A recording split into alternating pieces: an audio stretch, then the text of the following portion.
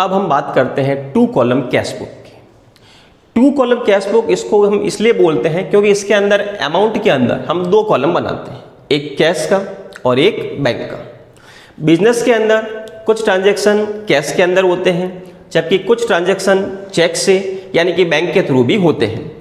तो जब बैंक के अंदर कैश रिसीव होगा तो उसको हम कैश बुक के डेबिट कॉलम के अंदर बैंक के कॉलम में लिखेंगे, और जब हम बैंक से पेमेंट करेंगे यानी बिजनेस में से पैसा जाएगा, बैंक से पैसा जाएगा, तो उसको हम कैश बुक के क्रेडिट के अंदर बैंक कॉलम के अंदर लिखेंगे।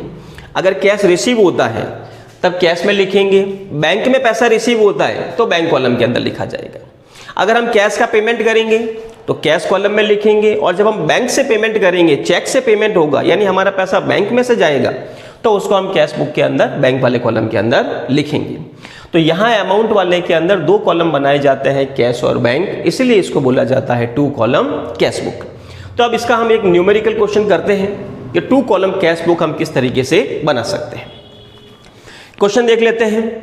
Record the following transaction in double column cash book and balance the book on 31 March 2021 March 1 cash in hand, और फिर दे रखा है cash at bank. Cash in hand and cash at bank का मतलब ये होता है कि हमारे पास में जो लास्ट मंथ का बैलेंस पड़ा है यानी कि ऑलरेडी हमारे पास में बैलेंस अवेलेबल है, तो सबसे पहले हम जो लास्ट मंथ का बैलेंस है उसको लिख लेते हैं। ये दे रखा है आपके मार्च 1, तो जो ओपनिंग बैलेंस होता है उसके लिए हम लिखते हैं टू बैलेंस BD। तो सबसे पहले हम लिखते हैं टू बैलेंस BD। कैश के अंदर हमारे पास बैलेंस पड़ा है 12,750 और बैंक के अंदर बैलेंस पड़ा है 72,400। ये हमारे पास में ओपनिंग बैलेंस अवेलेबल है। अब जो कैश या बैंक में रिसीव होगा वो डेबिट के अंदर, और कैश या बैंक से जो पेमेंट होगा उसको हम क्रेडिट के अंदर रिकॉर्ड करेंगे। नेक्स्ट देखते हैं। Received from Asha cash 1200, cheque 3200 और डिस्काउंट अलाउ किया हमने 400 का। तो आशा से हमको कैश भी मिला है, चेक भी मिला है और हमने उसको डिस्काउंट दिया। तो कैश बुक के अंदर डिस्काउंट की एंट्री बनेगी नहीं, क्योंकि डिस्काउंट के अंदर कैश और बैंक जो है वो इफेक्ट नहीं होता है। तो पैसा आ रहा है, कैश भी आ रहा है और बैंक के अंदर भी आ रहा है, तो इसको हम रिकॉर्ड करेंगे कैश बुक के डेबिट के अंदर। ये है मार्च 4। कौन दे रहा है? आशा, तो उसका नाम लिखेंगे आशा। कैश के अंदर आशा ने हमको पेमेंट किया है 1200 का, तो कैश के अंदर रिसीव होगा 1200 और चेक दिया है उसने 3200 का। तो आशा से हमको कैश भी मिला और आशा से हमको चेक भी मिला है, तो बैंक के अंदर कितना आ जाएगा? 3200। नेक्स्ट देखते हैं। Paid salary to staff by cheque. Cheque से हमने स्टाफ को सैलरी का पेमेंट किया, इससे हमारा पैसा जाएगा, लेकिन किस में से जाएगा? बैंक से जाएगा, क्योंकि हम चेक से पेमेंट कर रहे हैं। तो इसकी एंट्री बनेगी कैश बुक के क्रेडिट के अंदर। ये है मार्च 7। क्या पेमेंट कर रहे हैं हम? सैलरी, तो बाय सैलरी अकाउंट। कैश में से लेस नहीं करेंगे, ये हम लेस करेंगे बैंक में से, क्योंकि हमने चेक इशू किया है, तो जो हमारा कैश जाएगा वो बैंक में से जाएगा।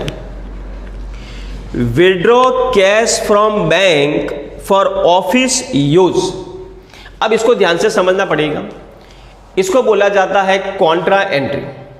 जब हम बैंक में से पैसा विड्रॉ करते हैं ऑफिस यूज के लिए, या फिर हम ऑफिस में से पैसा डिपॉजिट करते हैं बैंक के अंदर, तो ये हमारे कैश और बैंक दोनों को इफेक्ट करता है। जब हम बैंक में से पैसा विड्रॉ करेंगे तो हमारे बैंक में से पैसा लेस होगा, और ऑफिस यूज के लिए विड्रॉ कर रहे हैं यानी कि वो पैसा निकल के कहाँ आएगा? हमारे बिजनेस के अंदर यानी हमारे ऑफिस के अंदर आएगा। तो एक साइड से हमारा बैंक जो है वो डिक्रीज होगा, बैंक में से पैसा जा रहा है, और दूसरी साइड में हमारा कैश क्या होगा? इंक्रीज होगा। तो ऐसी एंट्री जो कैश और बैंक दोनों को एक साथ इफेक्ट करती है उन्हें बोला जाता है कॉन्ट्रा एंट्री। तो इस एंट्री के अंदर हमारा बैंक जो है वो डिक्रीज होगा, और डिक्रीज होकर के हमारा कैश जो है वो क्या होगा? इंक्रीज होगा। तब इसको हम कैसे रिकॉर्ड करेंगे? Withdraw cash from bank for office use. Bank में से हमने विड्रॉ किया, कितने पैसे विड्रॉ किए? 21,900। तो हम बैंक में से 21,900 को लेस कर देंगे, और ये 21,900 वहां से विड्रॉ होके कहाँ आएगा, हमारे बिजनेस के कैश के अंदर। तो यहाँ कैश के अंदर 21,900 लिखेंगे। पैसा हमने बैंक में से विड्रॉ किया है, इसलिए यहाँ लिखेंगे बाय कैश अकाउंट। यहाँ कैश के अंदर पैसा आ रहा है, कहाँ से आ रहा है, बैंक से, तो यहाँ हम लिखेंगे टू बैंक अकाउंट।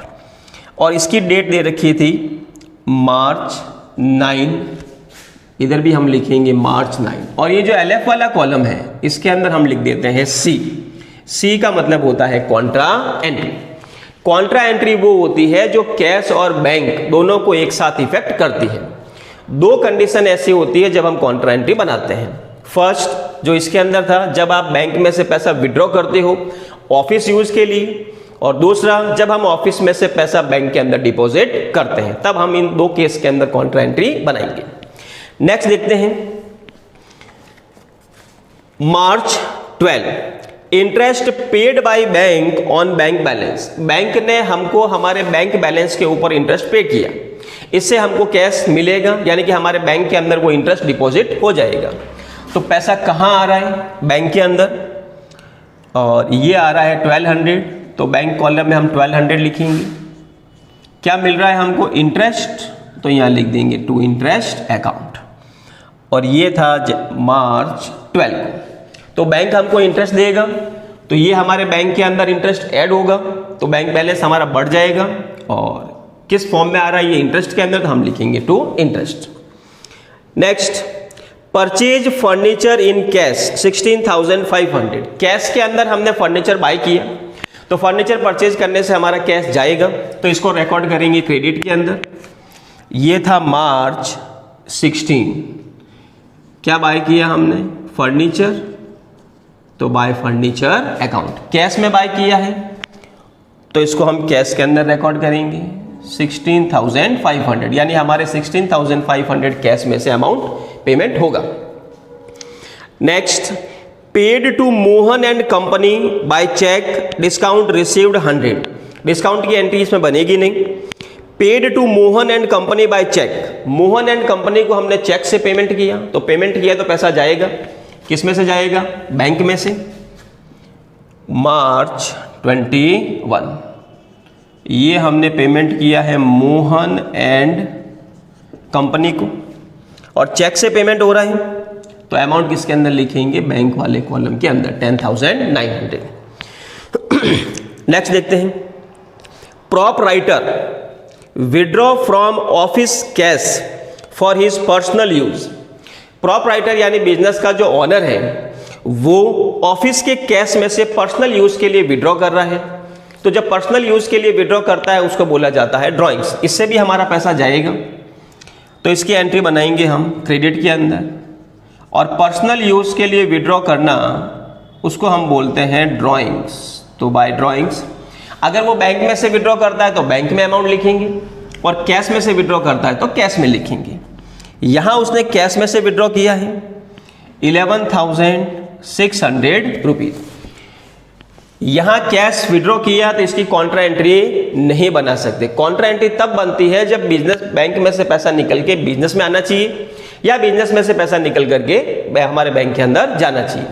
जब ड्राइंग्स करते हैं तो पैसा बिजनेस में से निकलता है पर वापस बिजनेस में नहीं आ रहा है, वो कहाँ जा रहा है, उसके पर्सनल यूज में आ रहा है, इसलिए इसकी कॉन्ट्रा एंट्री नहीं बनेगी। Next, sold goods to Manoj for cash.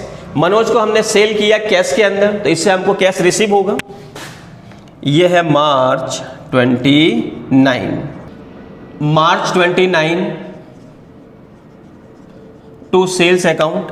Cash में सेल किया है, इसलिए हम इसको कैश के अंदर रिकॉर्ड करेंगे। 31, deposited office cash in bank.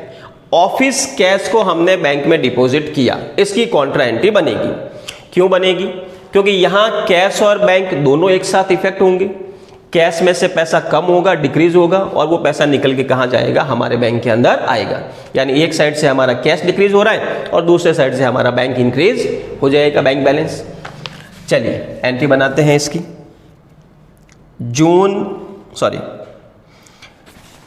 ये था मार्च 31, डिपॉजिटेड ऑफिस कैश, यानी हमारा कैश कम हो रहा है तो क्रेडिट साइड में कैश में लिखेंगे 21,200 और ये कैश निकल के कहाँ जाएगा, हमारे बैंक के अंदर।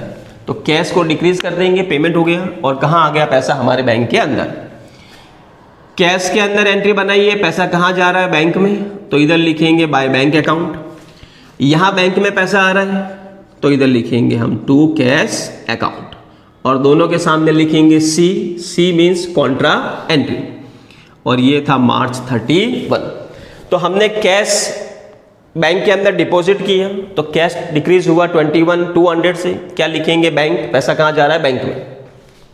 इधर क्या लिखेंगे, टू कैश और अमाउंट कहाँ लिखेंगे, बैंक के अंदर, यानी बैंक में पैसा जो है वो हमारा आ रहा है। ये एंट्री दोनों को इफेक्ट कर रही है, कैश और बैंक को, इसलिए इसको बोला जाता है कॉन्ट्रा एंट्री। बस अब इन दोनों का बैलेंस फाइंड आउट कर लेते हैं कि अभी भी हमारे पास कितना बैलेंस जो है वो बचा हुआ है, वन बाय वन। सबसे पहले हम कैश को चेक करते हैं, कितना हमको रिसीव हुआ और फिर उसमें से हमने कितना पेमेंट किया। तो अभी भी जो बैलेंस बचा हुआ है उसके लिए हम लिखेंगे बाय बैलेंस CD कि हमारे पास कैश में कितना बचा हुआ है और बैंक के अंदर कितना बैलेंस पड़ा है। पहले इनको ऐड कर लेते हैं, कैश वाले को।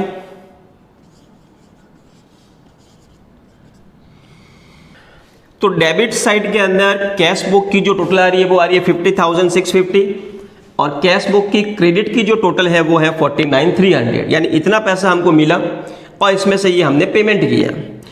तो अभी भी हमारे पास कितना बैलेंस बचा हुआ है, दोनों का डिफरेंस फाइंड आउट कर लेते हैं, 0,531, यानी 1,350 रुपीज़ का अभी भी हमारे पास बैलेंस बचा हुआ। तो ये कैश के अंदर लिख देंगे 1,350 और जो कैश बुक की टोटल आ रही थी 50,650 इधर भी लिख देंगे, 50,650 रुपीज़ इधर भी लिख देंगे। तो पूरे मार्च के अंदर हमारे बिजनेस में कैश रिसीव हुआ 50,650 का, उसमें से 49,300 का हमने पेमेंट किया, यहाँ तक की जो टोटल थी, और अभी डिफरेंस बचेगा, यानी अभी हमारे पास कितना बचा हुआ है 1,350। ऐसे कैसे हम बैंक बैलेंस भी जो है वो निकाल लेते हैं। पहले बैंक वाला का डेबिट और क्रेडिट ऐड करके देखते हैं।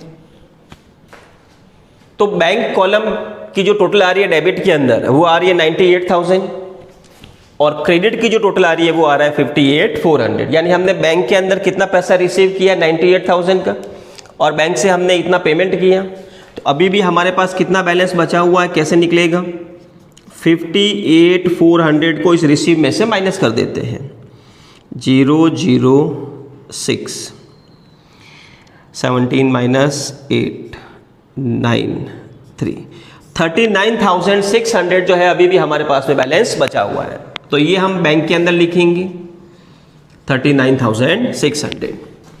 टोटल जो आ रहा था हमारा वो था 98 का और अब यहाँ भी हमारा जो बैलेंस बनेगा वो हो गया 98। तो ये मार्च मंथ का क्लोजिंग बैलेंस था। मार्च के बाद नेक्स्ट मंथ आएगा अप्रैल, तो इस बैलेंस को हम अप्रैल के अंदर ट्रांसफर करेंगे। मार्च का जो क्लोजिंग था वो अप्रैल का बनेगा ओपनिंग, तो टू बैलेंस BD 1350 ये तो कैश के अंदर है और 39,600 ये हमारे बैंक के अंदर बचेगा। तो इसे बोला जाता है टू कॉलम कैश बुक, जिसके अंदर अमाउंट के दो कॉलम बनते हैं, एक कैश का और एक बैंक का। बिजनेस में अगर कैश रिसीव होता है तो कैश वाले कॉलम में लिखेंगे और बैंक के अंदर रिसीव होगा तो बैंक में लिखेंगे। फिर जब हम बिजनेस में से कैश का पेमेंट करेंगे तो क्रेडिट के अंदर कैश कॉलम में लिखेंगे और जब हम चेक से पेमेंट करेंगे यानी बैंक से पैसा जाएगा तो उसको हम बैंक वाले कॉलम में क्रेडिट के अंदर लिख देंगे। तो इस तरीके से हम टू कॉलम कैश बुक बना सकते हैं।